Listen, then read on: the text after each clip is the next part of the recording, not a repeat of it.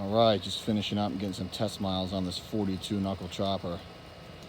Now that the front end's longer, I'm thinking I gotta push this sissy bar up a little bit. This is a bike that had been sitting for shit like 40, 50 years.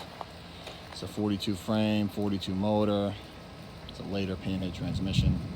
It's got a 4-over inline on it, 21, 16 in the back. Kept the old paint.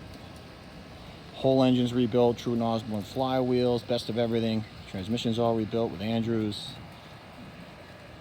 Real deal, old machine here. Runs real good. It's a 42, matching bellies, all that fun stuff. See if it'll fire up with no throttle. I might be pushing it.